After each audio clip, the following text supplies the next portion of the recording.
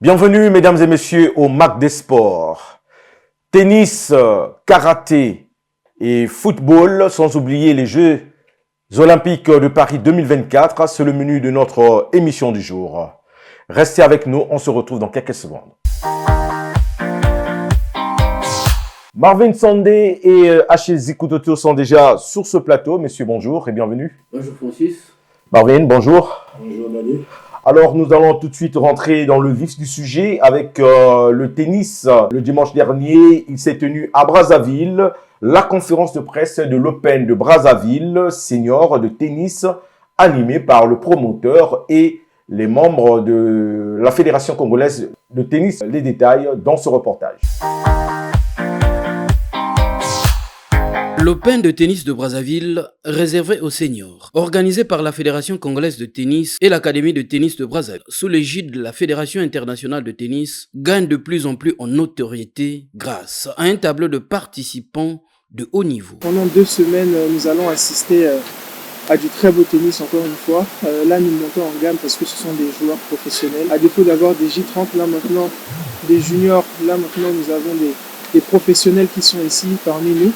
Donc, on vous assure qu'il y aura du très beau spectacle. Pour le comité d'organisation, ce tournoi de tennis, inscrit dans les compétitions ATP de la World Tennis, offre une fenêtre, mais également une opportunité pour les tennismen congolais afin de rehausser leur niveau technique et leur performance. Nous avons Lubila, nous avons Tchèque, nous avons Bolida, et ce sont les joueurs très très qualifiés pour la nation congolaise, donc c'est les meilleurs. Donc ils vont essayer de s'affronter aux autres. Et en ce qui concerne la fédération, nous avons aussi les arbitres qui font partie de toute cette compétition qui vont donc arbitrer. Nous avons 12 juges de ligne et 4 arbitres de chaise. Ce tournoi qui se joue dans l'enceinte de l'Académie de tennis de Brazzaville est une opportunité pour les jeunes académiciens de forger leur vocation, a indiqué le vice-président de la Fédération congolaise de tennis, Roger Obès.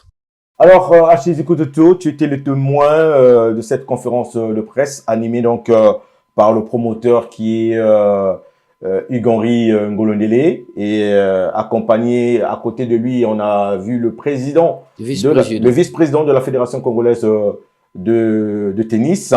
Nous avions connu le tournoi des filles et garçons en junior et en cadet qui s'est déroulé ici. Et cette fois-ci, ce sont les seniors. Que penses-tu de cette initiative finalement? Bon, mais à défaut d'une fédération de tennis qui fonctionne, on va dire, de façon régulière, on a un jeune promoteur, Hugues-Henri, qui est d'ailleurs aussi promoteur de l'Académie de tennis de Brazzaville, qu'il a implanté au niveau justement du pôle tennis de Brazzaville. Donc. Et là, l'Open M25 de Brazzaville concerne les seniors. Les seniors avec un plateau d'invités où on va retrouver quelques tennismen, on va dire, de plus ou moins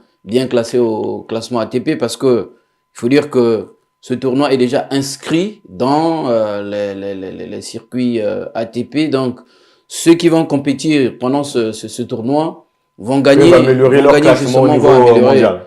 devront améliorer en cas de bonne performance au niveau international. Et c'est un tournoi aussi, c'est vrai, organisé par la Fédération congolaise de tennis, on va dire via justement ce jeune promoteur, mais en collaboration avec la World Tennis, donc la Fédération internationale de tennis. D'ailleurs, dans les images de la conférence de presse, il y a l'expert de la World Tennis qui est Monsieur Papa. Et donc, c'est une bonne chose de trouver des gens pour faire vivre le sport quand une fédération ne fonctionne pas, on va le dire clairement. Ça nous rappelle à une époque où il n'y avait plus d'activité de judo, où l'actuel président de la Fédération congolaise de judo organisait des tournois de judo. C'est un peu cette image-là, c'est pour dire que, voilà, Et là, un promoteur, on voit qu'il a la capacité d'amener quelques annonceurs, ce que nos fédérations sont incapables de faire. Bon, c'est de bon augure. C'est vraiment une question qu'il faut approfondir pour savoir certainement comment des promoteurs simples peuvent amener des annonceurs, des sponsors, alors que les fédérations, la quasi-totalité des fédérations n'ont pas la capacité d'aller faire venir les sponsors. Alors, Marvin, toi, quel est ton avis par rapport à ce tournoi? C'est vrai que ça permet aux tennisman congolais d'avoir au moins de la compétition, parce que mieux, quand on fait beaucoup plus de compétition, on a plus de forme physique dans la durée, parce que le tennis, ça peut prendre 3 heures, un match peut prendre 3 heures, et quand vous faites plusieurs compétitions, ça permet quand même d'avoir de l'endurance. D'abord, c'est avec un sentiment, je veux dire, de satisfaction que j'ai appris qu'il y avait cette compétition, disons l'Open de Brazzaville, qui est d'ailleurs en cours. Qui est en cours, voilà. Donc, en tant qu'ancien tennisman, c'est une révélation que je vais vous faire. Voilà, donc... Non, c'est le téléspectateur. C'est pour les téléspectateurs congolais déjà. Donc, j'ai évolué du côté du tennis club Rectorat pendant pratiquement 10 ans. Et à notre époque, nous n'avions pas vraiment eu cette occasion de voir les Open tels qu'ils sont en train de se jouer en ce moment. Depuis un bon moment. Ouais. Et nous saluons vraiment cette initiative on va dire, de Monsieur Hugues Henry, qui donne quand même de la chance au Congo d'être quand même une vitrine aussi du tennis au niveau de l'Afrique et du monde, parce que Achille l'a dit, c'est quand même aussi important, parce que cette Open sera quand même prise en compte par l'ITF, ce qui n'est pas rien. Donc les performances des tennismen congolais, des tennismen congolais pourraient aussi faire en sorte que les Congolais soient vraiment classés, soient bien classés, parce que depuis un moment, nous n'avons vraiment plus de tennisman qui rayonnent à travers l'Afrique comme c'était le cas il y a quelques années. Et donc, nous souhaitons que cette initiative vraiment puisse se répéter. Et c'est aussi une leçon, je pense, que le promoteur est en train de donner à la Fédération congolaise de tennis. Parce que avec plus d'intelligence, avec plus de détermination, je crois qu'on peut faire plus, même si c'est un peu compliqué avec le manque de subventions. Mais je crois que quand vous avez une intelligence, un bon management, et vous pouvez facilement vous attirer des annonceurs, comme l'a bien fait Hugues Henry. Je crois que de ce côté-là aussi, la fédération devrait vraiment travailler dans ce sens-là pour bien vendre le tennis, pour qu'il soit vraiment attractif, et derrière les appuis, qu'on puisse quand même aussi avoir cette occasion-là d'organiser beaucoup d'Open. Je pense bien que cette fois-ci, c'est vrai qu'entre-temps, il avait donné la chance aux différentes catégories de pouvoir un peu se mettre en exergue. Et là, je crois qu'il a pensé aux seniors. C'est quand même bien. C'est pour dire que voilà, toutes les tranches d'âge sont vraiment prises en compte. Et d'une manière globale, je crois que ça pourrait faire avancer le tennis au niveau du Congo. Et on rappelle quand même que ce tournoi concerne que les messieurs. Donc, peut-être que dans l'avenir, on pourra aussi voir un tournoi senior mix à Brazzaville, pourquoi pas. Alors, nous allons maintenant parler de karaté. Le dimanche, il s'est tenu à Brazzaville le championnat national de karaté qui s'est déroulé au stade Ornano, là où les meilleurs karatékas congolais se sont confrontés, y compris ceux qui sortaient fraîchement des championnats d'Afrique et qui ont remporté plus de 12 médailles. Alors, nous allons justement regarder un peu quelques images et surtout écouter Fiston Moussa, le directeur technique national, qui a fait un peu le bilan de cette compétition, qui a permis à Brazzaville d'occuper la première place au niveau du classement général. On le suit et on se retrouve juste après.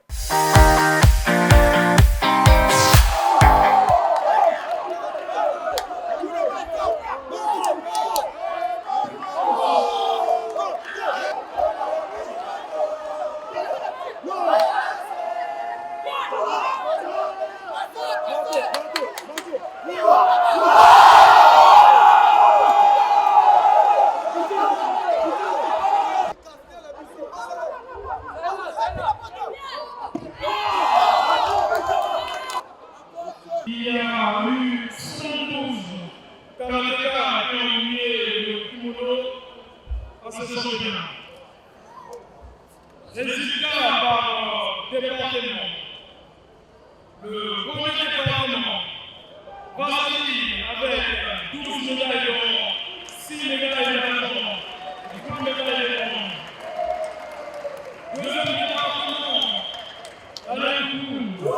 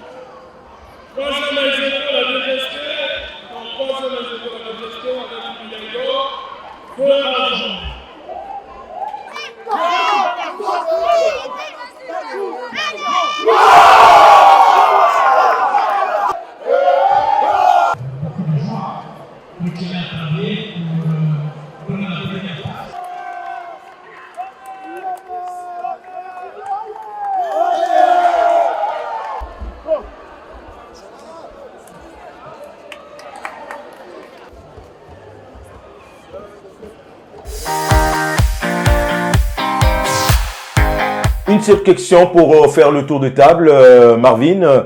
Les karatékas sortis fraîchement des championnats d'Afrique, là où ils ont été avec leurs propres moyens et arrivés aussi à enchaîner sur le championnat national quelques semaines juste après. Comment tu apprécies cette fédération par rapport à tout cela? Non, déjà, c'est une fédération qui est très dynamique. Parce que nous savons que beaucoup de fédérations dans l'environnement du sport se sont refroidies faute de moyens, mais du côté du karaté, des arts martiaux, il y a quand même des bonnes choses qui se font, même si ce n'est que Brazzaville vraiment qui est très actif, parce que dans d'autres départements, c'est pas aussi animé que comme c'est le cas, on va dire à Brazzaville. Ah, il y a eu quand même plusieurs départements qui sont arrivés, au moins une dizaine. Voilà, donc c'est comme pour dire que c'est en tout cas une très bonne chose.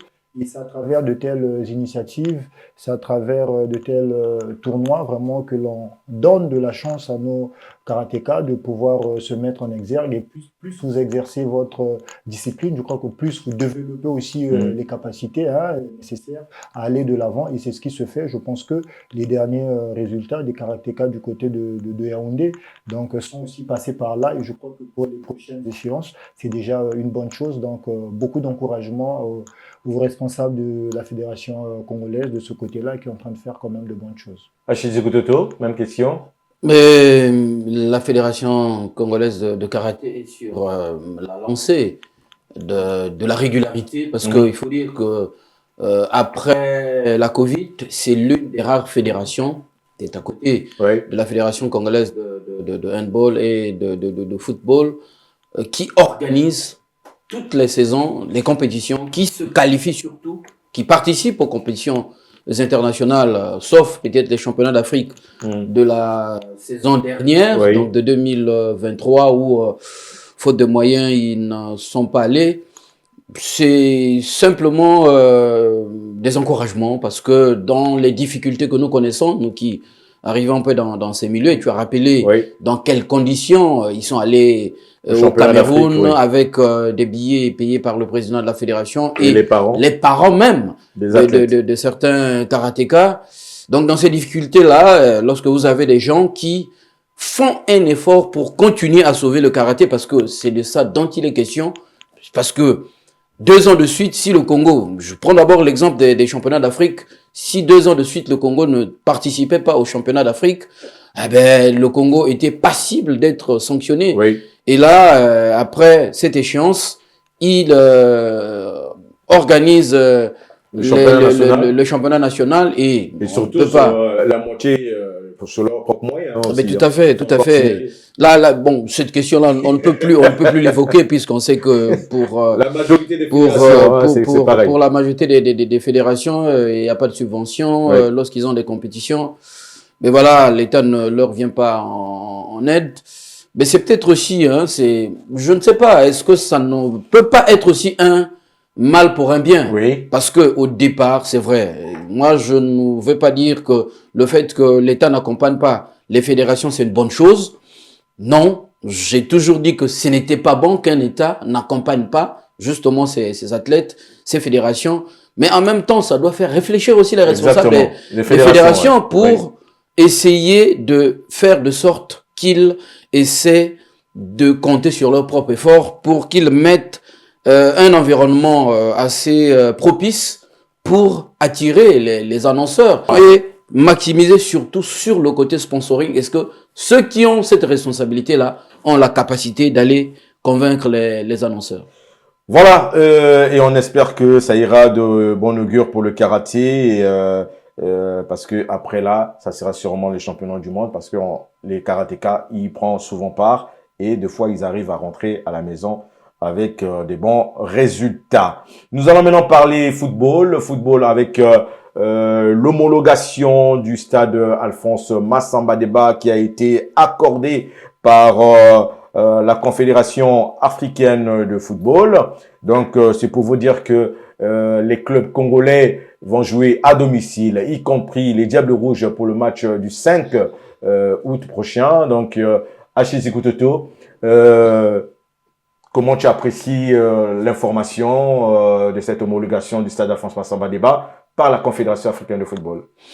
Bon, je n'étais pas dans les secrets de Dieu, mais j'étais confiant. J'étais confiant parce que les travaux qui avaient été effectués au niveau du stade Alphonse Massamba Deba, dans la pelouse synthétique qui a été refaite, cette pelouse qui avait été déjà certifiée par la Fédération internationale de football, l'association FIFA, et même quand justement la liste des stades homologués par la CAF est sortie, je savais que la seule raison pour laquelle Massamba Deba n'avait pas été homologué, c'est parce que le dossier n'avait pas été fait, parce que la CAF n'avait pas pu avoir le temps de venir superviser. Voilà. Mais dès que la fédération congolaise s'y est mis, les inspecteurs de la CAF sont venus faire justement leur visite. En tout cas, ça s'est fait, on va dire, comme du couteau dans le beurre. C'est une très bonne information avec notamment l'équipe nationale qui déjà a des problèmes, on va dire, au niveau des performances, et jouer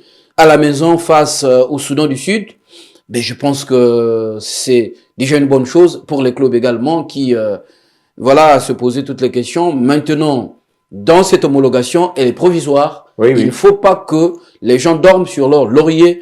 Comme l'année passée, nous avons également bénéficié d'une homologation provisoire, mais ce qu'il faut faire, il faut continuer à améliorer les conditions. À améliorer les conditions, à garder déjà ce qui a été fait. Donc, par exemple, la pelouse, le marquoir, les chaises qui ont été remises dans les gradins, il faut qu'on les garde en l'état et puis qu'on poursuive avec d'autres travaux comme mettre à niveau, par exemple, la cabine de presse qui ne l'est pas aujourd'hui, mettre une connexion Internet fiable. Parce que les journalistes des autres pays qui viennent travailler, ils en ont besoin dans tous les stades. Désormais, il faut avoir une bonne connexion et gérer d'autres petits trucs. Et aller aussi, nous avons des problèmes de trésorerie financière, comme on dit dans le langage économique. Mais il faut même petit à petit essayer de remettre aussi à niveau d'autres stades, comme par exemple le stade le stade de Dolisie, parce que sur cette homologation, voilà, il y en avait deux, mais il y a que Massamba Deba qui a été accordé. À ces léopards de disputer peut-être la suite de la compétition s'ils vont loin à la maison, et pourquoi pas aussi le joyau qui est le complexe sportif de Kintilé. Oui. Voilà un peu ce qu'il faut faire pour que nous restons toujours, nous puissions avoir un stade homologué et peut-être d'autres qui vont... Alors, pour nos téléspectateurs, comme vous le voyez sur l'écran, nous avons là la correspondance de la CAF. Avant de donner la parole à Marvin, nous allons vous faire fi un peu du début de la correspondance, juste pour lire, pour confirmer un peu ce que disait Achille tout à l'heure par rapport à cette correspondance. On va vous lire juste la partie la plus importante. Suite à l'examen du rapport de la CAF, veuillez noter que le stade est approuvé pour une utilisation spécifique dans les premiers et deuxièmes tours préliminaires des compétitions interclubs de la CAF 2024-2025. Néanmoins, la direction du stade est tenue de veiller à ce que les autres installations soient maintenues et améliorées pour accueillir les prochains matchs de la CAF. Donc, voilà un peu la partie la plus importante de cette correspondance, comme disait Achille tout à l'heure, et ça concerne aussi les matchs de l'équipe nationale. Donc, voilà. Marvin, ta réaction? D'abord, ce feu vert, cette homologation, pour moi, c'est un vrai ouf de soulagement. Oui. C'est vrai que les Congolais se sont beaucoup inquiétés par rapport au feuilleton triste qu'on a connu dernièrement par rapport à la délocalisation de nos matchs et des forfaits et autres. Et je crois que cette fois-ci, la cathédrale du football congolais, qui est Massamba Débat, a eu l'autorisation, en tout cas l'homologation de la CAF, bien qu'étant temporaire, de recevoir certains matchs, tant ceux de l'équipe nationale que ceux des clubs engagés en compétition africaine interclub. Pour moi, c'est déjà une très bonne chose. Et ça prouve aussi que quelque part, les responsables de la Fédération congolaise de football ont quand même compris la douleur des supporters, des amoureux du football après tout ce qui s'est passé. Et donc là, je crois qu'ils ont fait de leur mieux, ils ont travaillé d'arrache-pied, en tout cas pour que le stade Alphonse Massamba Débat puisse bénéficier de ce feu vert qu'on attendait tous pour accueillir surtout le prochain match des éliminatoires, à savoir contre le Sud-Soudan. Oui. C'est encore un match qui devrait aussi permettre quand même c'est pas gagné encore, laver l'affront qu'on avait subi face à cette même équipe qui avait enregistré sa première victoire internationale contre le Congo. Et je crois que c'est une occasion aussi pour les Congolais, de remettre les pendules à l'heure. Voilà, de remettre les pendules à l'heure. Et puis Achille l'a si bien dit, c'est pas parce que cette homologation est tombée au bon moment qu'on va se dire que tout est faut pas continuer à dormir sur nos... Parce que c'est pour une deuxième ou pour une troisième fois que le stade Alphonse Massamba Débat connaisse la même situation en fermeture pour des critères qui faisaient défaut et autres, que cette fois-ci, que le stade soit définitivement mis à niveau et qu'on ne parle plus de ces histoires, parce que ce sont des histoires qui viennent toujours salir l'image de notre football, au niveau de la gestion surtout. Et aussi, nous avons quand même beaucoup de stades. Il faut aussi penser à d'autres stades, parce que le football au Congo, c'est pas seulement à Massamba Débat qu'il se joue. Rapidement, il nous reste 5 minutes. Il doit également être pris en compte ailleurs. Donc, pour que toute l'étendue du territoire vive au rythme du football, il faut bien que les stades qui doivent accueillir les matchs soient dans de très bonnes conditions, conformément aux exigences de la FIFA et de la CAF. Alors, il nous reste plus beaucoup de temps. Juste ce qu'il faut pour parler des Jeux Olympiques Paris 2024. Et nous avons donc eu 4 athlètes. Nous avons 4 athlètes là-bas, notamment le tennis de table. D'ailleurs, en commençant par lui, Chide Odoou, 117e mondial, qui a été éliminé donc par Anton Kelber au premier tour. Et lui déjà, c'est terminé. Rapidement, Achille, un mot sur ce jeune garçon qui a représenté le Congo. Un match difficile. Il a fait vibrer en tout cas la salle Arena de Paris, malgré cette défaite. Même les Français pensaient qu'il pouvait passer. Rapidement. Mais tout à fait, Saïd Idoou a tenu tête justement à ce Suédois, ce valeureux Suédois. C'était vraiment un match qui s'est décidé sur les détails. Mais c'était, à mon sens, quand même prématuré qu'il sorte au 32e des finales, parce que ils sont 17e au niveau mondial, mais il est 9e africain. Donc, c'est l'un des pongistes africains sur lesquels, effectivement, l'Afrique compte un peu. C'est un peu regrettable. C'est lui, à mon sens, de tous nos athlètes qui pouvaient peut-être pas aller décrocher une médaille, mais qui pouvait s'approcher peut-être même, en sens peut-être des 8e, quart de finale. Mais là, il le fait pas, c'est beaucoup de regrets, mais c'est quand même bien aussi de voir le drapeau congolais être affiché, pas flotter, mais affiché à travers. Affiché au moins dans cette compétition. Marvin, très court, parce qu'il reste 2 minutes pour faire les 2 autres, les 3 autres athlètes. C'est la 14e participation du Congo au JO, avec un effectif très maigre, malheureusement. Et vous l'avez dit, du côté du tennis de table, nous n'avions qu'un seul représentant, la personne de Idoou, qui était quand même aussi présent en 2012 du côté de Londres. Exactement. Qui connaît quand même un peu la saveur des Jeux Olympiques. Et cette fois-ci, c'est vrai qu'il a été été sorti de façon vraiment précoce. Ça reste quand même regrettable, mais pour moi, c'est aussi une invite à travailler davantage pour faire mieux lors des prochaines compétitions. Alors, en dehors de lui, il y a 2 nageurs qui vont rentrer en compétition d'ici le premier. Le premier, c'est déjà Mayala qui va rentrer en compétition. Et la fille sera, elle, par contre, Bobimbo sera en compétition le 3. Et en athlétisme, donc, Natacha Ngoy rentre en compétition le 2. Donc, vous voyez que ça va se suivre rapidement. Et les chances que vous donnez à ces 3 athlètes, rapidement, Acheziko Toto, parce qu'on n'a plus beaucoup de temps. 1 minute maxi. Zéro chance pour aller décrocher quoi que ce soit. La seule chose qu'ils peuvent faire, très sérieusement, parce que au sport, les miracles n'existent pas. Hein, surtout pas dans les sports comme la nage, où il faut beaucoup de travail, où déjà il faut être performant. Nos deux nageurs ne se sont pas qualifiés, ils n'ont pas obtenu les minima. Donc, ce que j'attends d'eux, c'est qu'ils améliorent leur propre record déjà.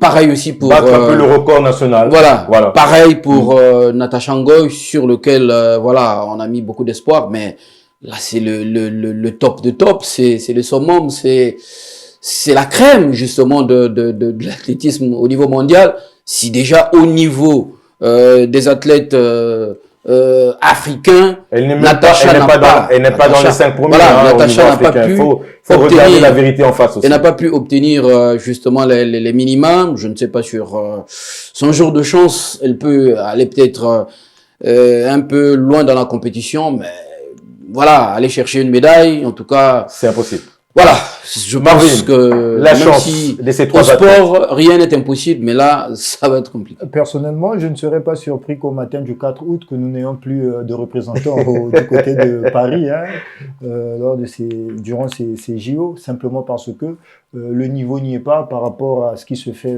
ailleurs. C'est quand même la rencontre des plus grands athlètes dans toutes les disciplines. Déjà, du côté de la nage, c'est vrai que Freddy Mayala sera sur 2 tableaux, celui de 50 mètres de nage libre et de 100 mètres de brasse. C'est pas évident qu'ils s'en sortent parce que ce sont des tableaux qui sont souvent contrôlés, maîtrisés par les Américains et les Australiens. Donc, je rejoins Achille quand il dit qu'il même au niveau africain, ça va être difficile. Plutôt travailler dans le sens de l'amélioration de ses performances individuelles et puis espérant qu'il rebondisse avec des meilleures performances lors des prochaines échéances. Mais sinon, moi personnellement, même du côté de l'athlétisme aussi, pour Ngoy, c'est vrai que du côté d'Accra, il s'en est sorti, je pense, avec une médaille de bronze sur les 200 mètres, mais là-bas, ce sont des JO, vous avez des Non, là-bas, c'était les Jeux de la francophonie. Les Jeux de la francophonie, excusez-moi. Les Jeux de la francophonie, Et encore, la francophonie, c'est pas les meilleurs Africains qui sont là. Donc, et je pense que ce sont des détails qui ne vont pas influencer, en tout cas, ses concurrentes du côté de Paris. Et donc, voilà, ça prouve aussi qu'il y a beaucoup de travail encore à faire. Non, Ghana, c'était les Jeux africains. Les Jeux africains du côté du Ghana. Et donc, je crois que, voilà, c'est comme je l'ai dit, c'est une invite, en fait, pour les athlètes congolais, de façon générale, à travailler davantage pour essayer de se mettre quand même au niveau de ceux-là qui tiennent vraiment la tête des différentes disciplines. En tout cas, mesdames et messieurs, je vous remercie, messieurs, d'avoir été avec nous sur ce plateau. Merci à toi aussi, Francis, et surtout merci à nos téléspectateurs. Et voilà. C'est toujours un réel plaisir d'être sur ce plateau. En tout cas, lundi, on y reviendra sur ces Jeux olympiques parce que nos athlètes vont donc concourir ce week-end et on aura les résultats à partir du prochain numéro de Mac des Sports. C'est terminé pour aujourd'hui, mesdames et messieurs. Merci de nous avoir suivis. Je vous souhaite donc bonne suite de programme avec Vox TV.